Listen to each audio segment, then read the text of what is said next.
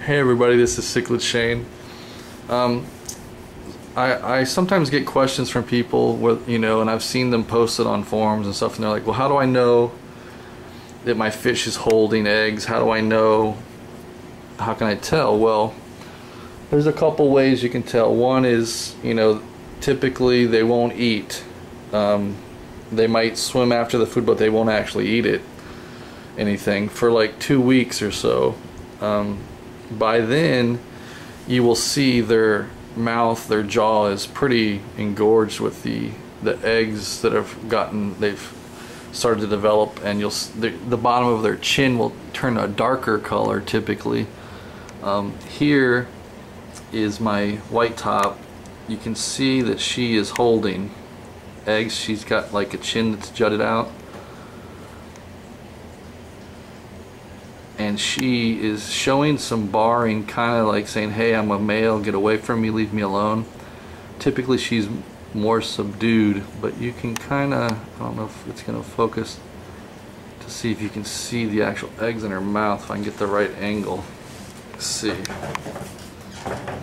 I can get a shot inside of her mouth, but there's some eggs in there. She wants the people to stay away from her. I've also got a red zebra that's holding back there. She spit a couple of her babies out there, and I saw one swimming around, but I think she's got maybe 4 or 5 still in there. She hasn't moved, but she's staying there. And you'll see the females they'll do exactly what that fish is doing. They'll just kind of go to a corner and stay away from everybody else. You can see, I think you can see a little bit of a yellow eggs. And once they hit around 10 days or so, you'll see the bottom of her jaw just start turning really dark. I don't know if it's the pupils, the eyes of the fry that are dark, that starts making a dark color. But you'll definitely see that. I've got several females in here. Right now I only know of the 2 that are holding. But this female has held before down here, female bumblebee. This female Johanni right here, she has held her fry. She has some fry in the tank right now that are juvies, and you can see where he's chasing her around and she gets some nicks on her. But she will, like she just did, she'll bar up and kind of show a little bit of dominance and say, leave me alone. But hopefully some of her daughters will relieve the tension from her. Here's one of them. He's getting a little nipped at. All of the little smaller ones get nipped. I had quite a few in here. There's another one. There's one. So out of those, looks like there's one over here. Out of those, hopefully 1 or 2 will be a female, and it will lessen the burden on her. That's typically the way you're going to find out that they're holding. You're going to see it. Their behavior is going to change. They're not going to eat. So, if in doubt, just throw some food in there and see. Sometimes sick fish won't eat, and they'll hang out by the surface of the water and stuff like that, and they'll behave a little bit strange.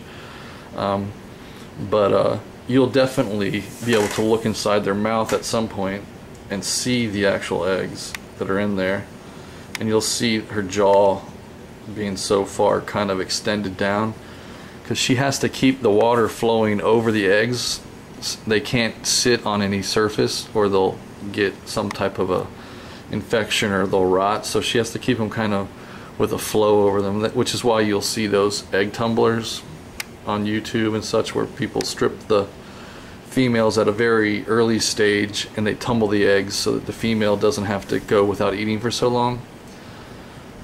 I don't do that just because I don't want to deal with egg tumblers, but you can get the eggs out sooner, but I prefer the fry to be free swimming when I strip the mother.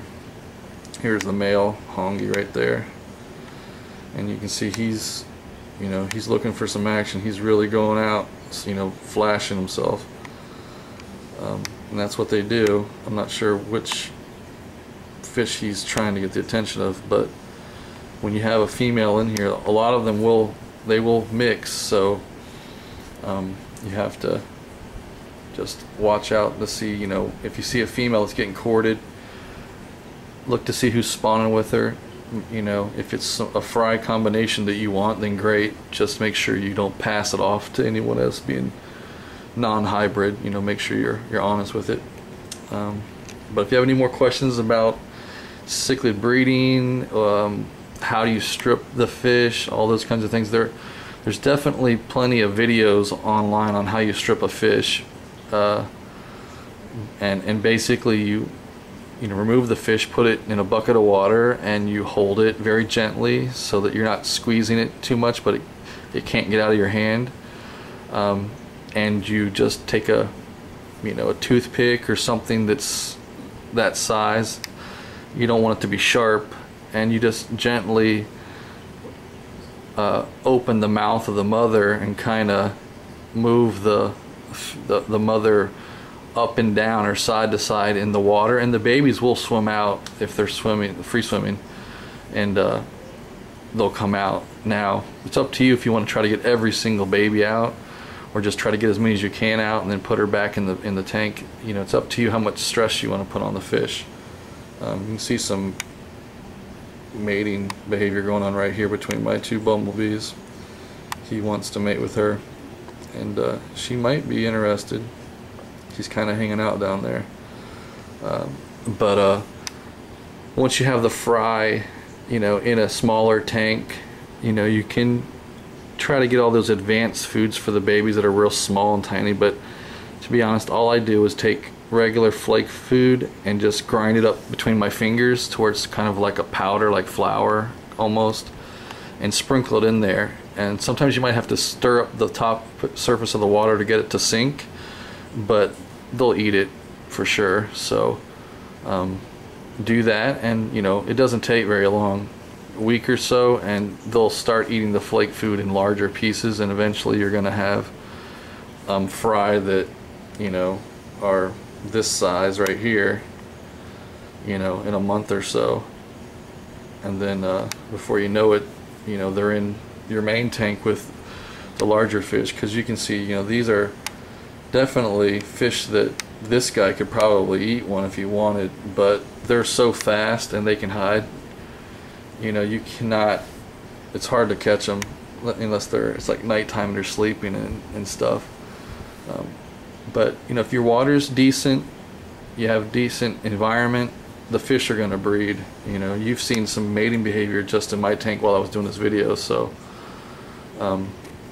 do the best you can, try to keep everything consistent, and you will have babies in no time. Just, you know, try to be responsible, and if you don't want the babies, then don't take the mother out of the tank. Let her spit them in the tank so that, you know, nature will take its course.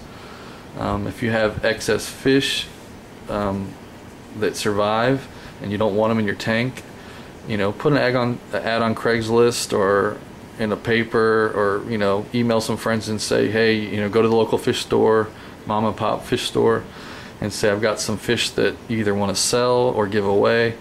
That way you don't have to worry about euthanizing fish, which really should be your last resort. So anyways, if you have questions, comments, let me know. This is Cichlid Shane. Bye.